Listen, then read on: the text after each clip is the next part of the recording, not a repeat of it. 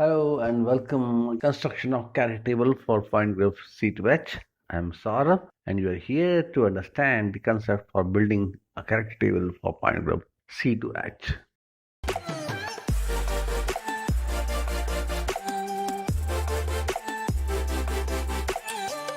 As usual,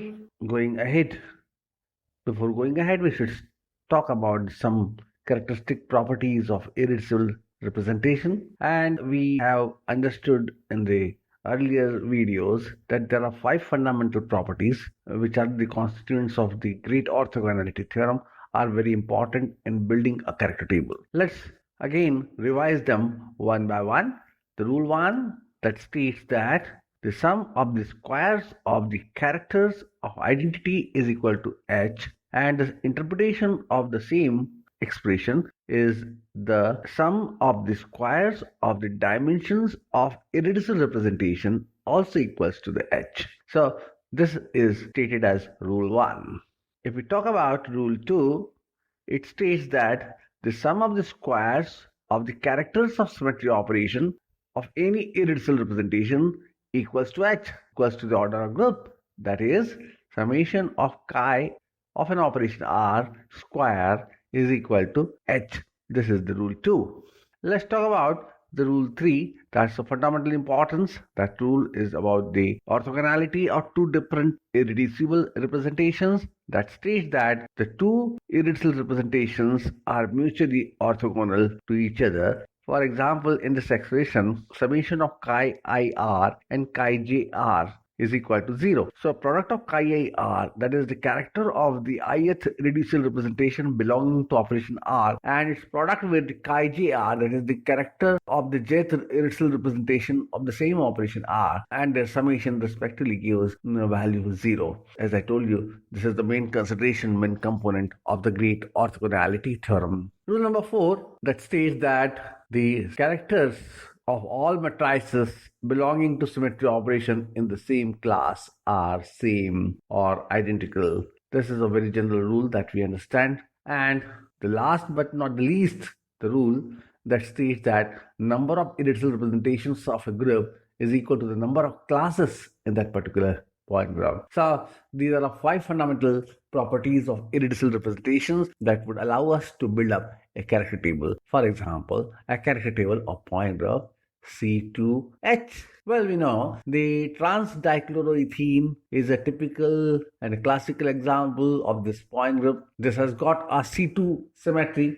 This has got a C2h symmetry. It has got a principal axis as a C2, which is perpendicular to the molecular plane or the horizontal plane of reflection. The two chlorine atoms are on opposite sides and two hydrogen atoms are on opposite side, and this molecule has typically a center of inversion that is there in this molecule. So collectively speaking, it has four elements: identity, C2, center of symmetry, and a horizontal plane of reflection. So let's begin to make character table for it. So to construct the character table, as usual, we'll first write the classes. We'll first identify the classes. There are four symmetry elements, and it can be proved very easily that they are of different nature and they belong to the same class. So E, C2I, sigma h, they are of same class, and therefore it goes without saying, as number of classes are 4, there will be 4 irreducible representations. Recall the rule number 5.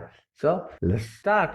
This is tau 1 with the L1 dimension, tau 2 with L2, tau 3 with L3, and tau 4 with L4 dimensions of the irreducible representation. Now, the next job is to find the dimensions of the irreducible representations. And by dimensions of the representation means that we are talking about the order of the matrix. So 1 by 1, 2 by 2, 3 by 3. So what is the dimension of that irreducible representation? And to assign it, we take the help of rule 1, which states that the sum of the squares of the dimensions of irreducible representation equals to h.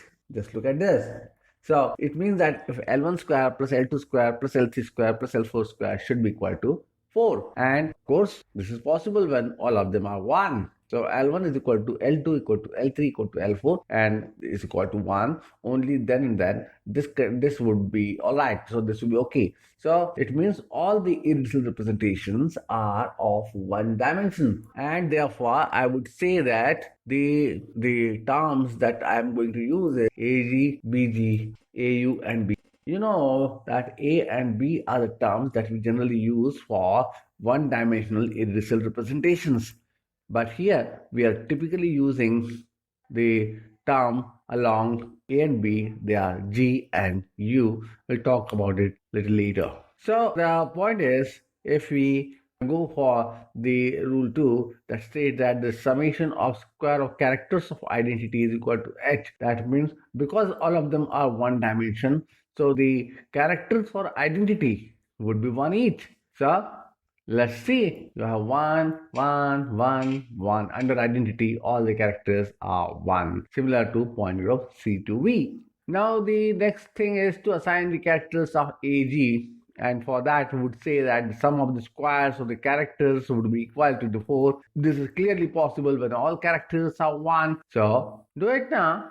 Just put them 1, 1, 1, and 1. That's okay. So now you have one row and one column completed.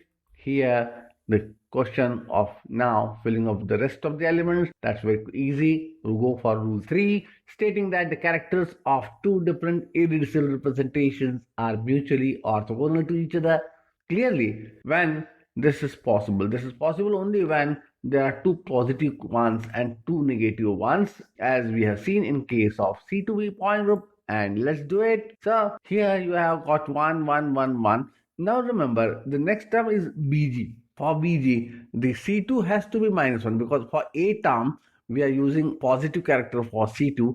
For B term, we'll be using a negative term for Q. So this is for 1 and minus 1 and minus 1. Now similarly they are symmetric with respect to an anti-symmetric, so this is, I'm sorry, this has to be a different thing. And if you talk about AU, negative for the C2, and similarly it goes 1 and minus 1, and for BU it is minus 1 and 1. So what we find here is that for AG and AE, for AG we have used the term 1 1 1 1 each. For BG we have 1 and positive 1. So for ungarred and garred, this character should have been negative things. So the character table would look like, complete character table should look like as following. So AG 1 each, BG 1, A is 1, I is positive 1, and I is positive 1 in case of both G as Garrett or Gerards. AU, A for C2 has to be